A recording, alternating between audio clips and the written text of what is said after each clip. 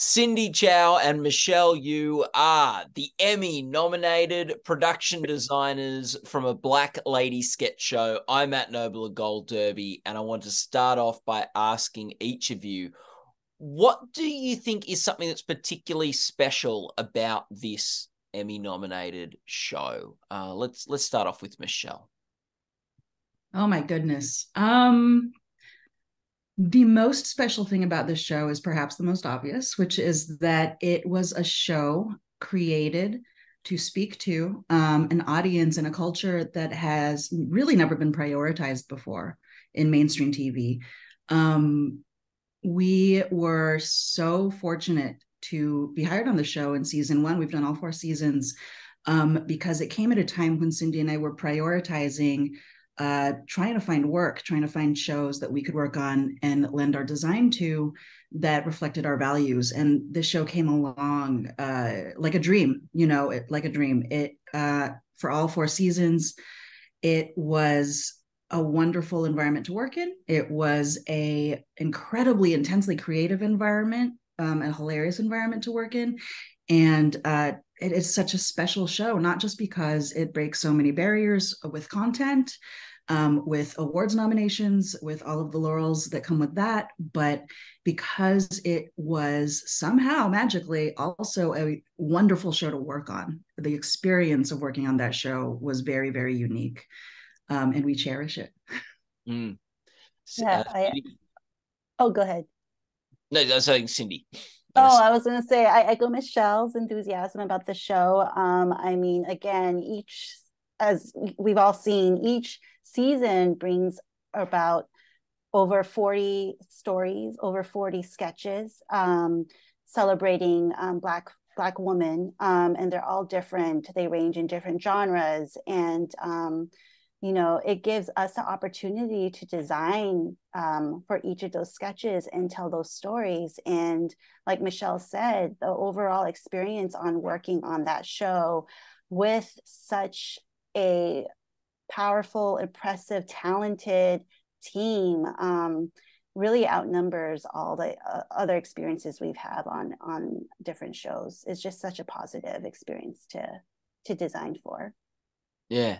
And sort of, as you're saying, it's like 40 sets a season you guys have to design, and it's not like a show where every set fits within the same sort of world or has to have the same sort of tone. So how do both of you juggle having to build very distinct and different sets? I imagine at the same time you've got to work on very different sets. Is that true? It's true. Every single shoot day on Black Lady Sketch Show is in a different location or a different set, different sketch.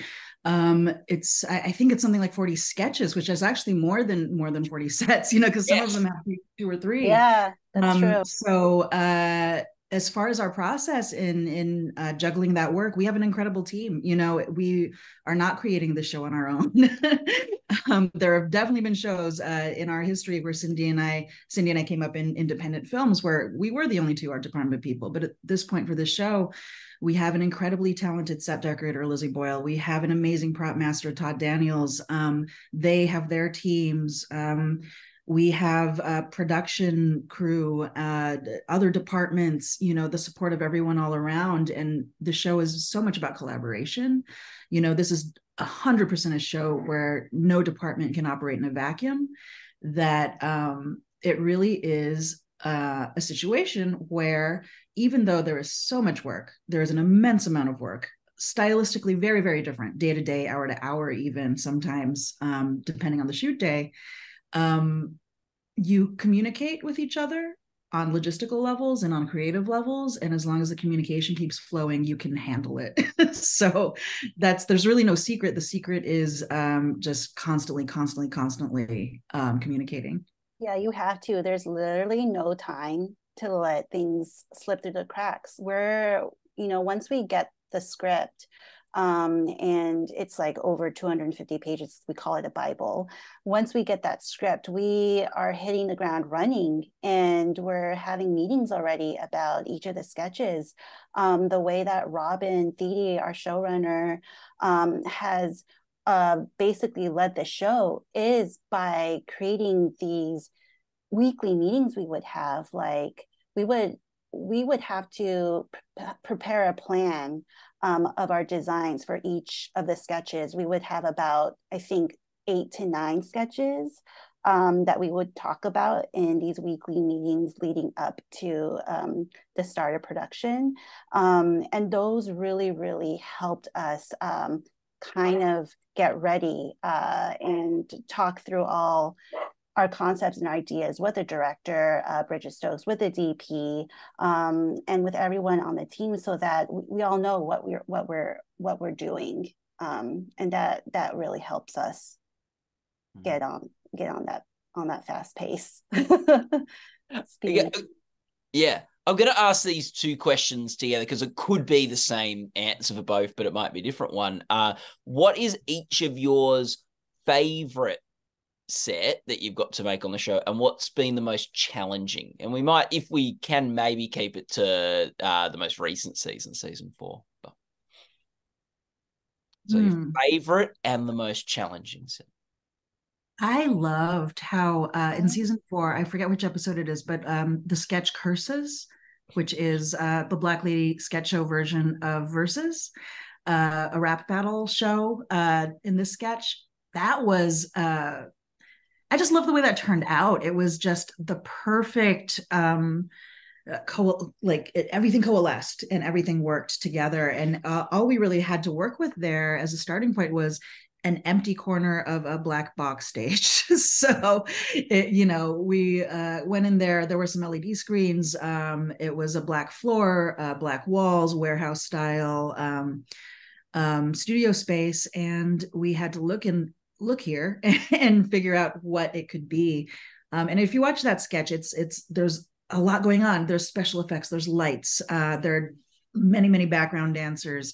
It is something where, with very few, very intentional, curated set pieces, again, brought in by Lizzie Boyle, our set decorator, and her team, we were able to take that empty corner of a totally nondescript stage and turn it into something that was pretty fabulous. So, we filled the LED screens with sort of graphics of spooky trees, and the idea behind that sketch is that it's Curses, not Verses, because the two competitors are witches from the East Coast and the West Coast, and they have to compete in spellcasting against each other. So we really leaned into the sort of horror of it, the horror aspect of it thematically. A big sculptural, spooky tree, behind the DJ stand integrated into the set with hanging purple and magenta crystal chandeliers. Each of the women got their own slightly different but related thrones, big black glossy throne chairs, a cauldron in the middle with special effects, mist coming out of it, all of these things. And again, it was a thing where the work that we did played with the work that costumes was doing, and they elevated each other. So when you look at that sketch, everything in there is custom from the costume side.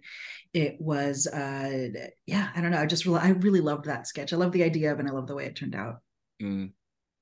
I really liked the sketch Shit Talk, actually, because it's just overall written so funny. It was one of the few sketches when I first read it really made me laugh. And I will say, finding a location for that sketch was challenging, because the basis of that sketch is that it takes place in a women's lounge, but big enough so that it would hold all of the actors and place them as if they were on a talk show. And that's what I loved about that set in general, is that we were able to transform the space into something completely different. Ironically, we would would scout many bathrooms. You'll be surprised that there's not that many women lounges. Like the common one that we would think of was the ones at Nordstrom. But none of those spaces are actually big enough to hold crew on top of the actors. So we ended up landing on Capitol Arts. There was a little pocket connecting to a courtroom. And we cheated that to be the women's lounge, and it didn't actually connect to a women's bathroom at all. So we converted this little round rotunda that was a hallway to a courtroom, designed a little plug wall behind it so that we could transform it into something with a window that the DP could light through and transform the space with his lighting cues and make it into a talk show. So that was really fun and also really challenging because for the longest time, we didn't have a location to shoot that sketch in. And Lizzie Boyle, our set decorator, did an awesome job finding the perfect size sofa that was elegant and fit the aesthetic of the talk show. And we were able to play with toilet paper, women's products in the background, and overall just a really fun and elegant vibe to that set. So that was probably one of my favorite ones on that show this season. Now, you've both been nominated for your second straight Emmy nomination. You were nominated last year, nominated again this year, along with Lizzie Boyle, your set decorator, for the episode for Best Production Design for the category Best Production Design in a Variety Series, for the episode Peekaboo, Your Titties Out. You want to talk to us about my goodness. Yeah, exactly. Of course, that's the episode. It's got caves and multi-camera sitcom sets and hotel lobbies, and there's a whole bunch of different sets there. Do you want to speak to why you chose that set and what that nomination means? Well, first of all, one big reason we chose that episode is has just been fulfilled by you. You are the first person. It is not a secret that we do sometimes give extra consideration to episodes that have amazing titles because we just want somebody to say them out loud in a public setting. So thank you for giving us that. You're welcome. But no, in all seriousness, we chose that episode because it showcases so much of what makes this show special and spectacular, which is that it is a show where you start in a women's dressing room and you end up, in a prehistoric cave with cave women. It jumps all around. There are so many genres to this show. It hits so many notes. It just does so much. This was also an episode where so many of the sketches, I know that we're nominated for the production design, but we are so proud of the way that the show incorporates incredible work from all departments. So something like the caveman sketch, the cave woman sketch at the end,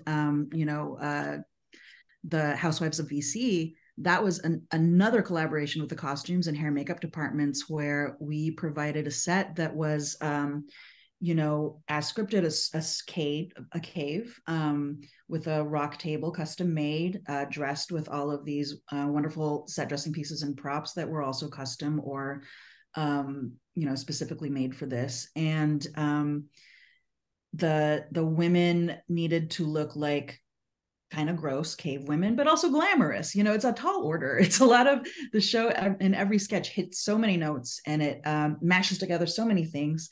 And the fact that even a single one of these sketches, pans out and plays well is amazing. But the entire season is full of sketches that do this. So this episode also took us to, stylistically to a pair of sketches that referenced very sort of Wes Anderson style, very symmetrical, very proper, that let some comedy play off of the set. We approach these sets for these sketches depending on what the sketch calls for. Sometimes we play it very straightforward. So for this, Hotel It Like It is one of the sketches. We played a very straightforward hotel set with a very controlled palette. And that needed to shift across two sketches that were very different in terms of their tones, but still work in the same location. So this episode was a favorite of ours just because of all the different looks that we were able to pull off in it. Yeah, and for just to add for Mind Your Business, that was a pure example of how all the artwork in there features Black female artists. And I know Lizzie Boyle had a really difficult time because that particular sketch got pulled up in our schedule. So she was, doing her best trying to source these Black female artists and getting them their signatures to clear the use of their artwork. And with that crunch time and the amount of art she was able to source, and the quality of it definitely was amazing and something to celebrate. Something, and maybe to finish off, I want to ask each of you, because you make these sets and work on these sets, and with with Lizzie decorating them. You probably look at them when you're finished and they're to some degree empty. What is it like when you're watching these sets with the comedy in them, with the actors like engaging and being like when the sets that you've worked on are full? Oh, it's transformative. Yeah, it really comes to life, honestly. It really shows how the collaborative efforts from all departments all come together. And, like the lighting, the framing, the acting, it all becomes a whole and all makes sense.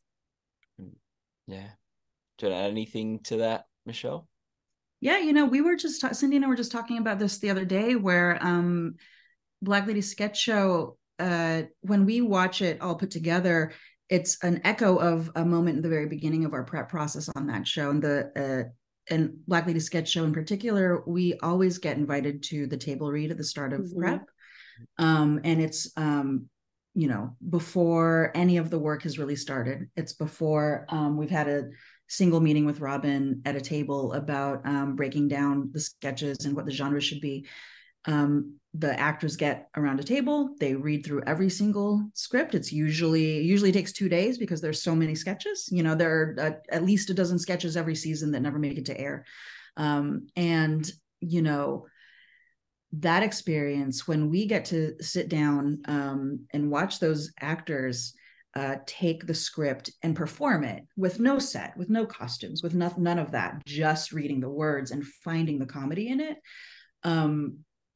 We have found that to be a crucial part of the process for this show, because it just is the first time we see it come to life. The first time we really understand what the beats are, the first time we understand how people might want to move in the space around each other, what the blocking might be. Even that you can kind of see the starts of those decisions being made.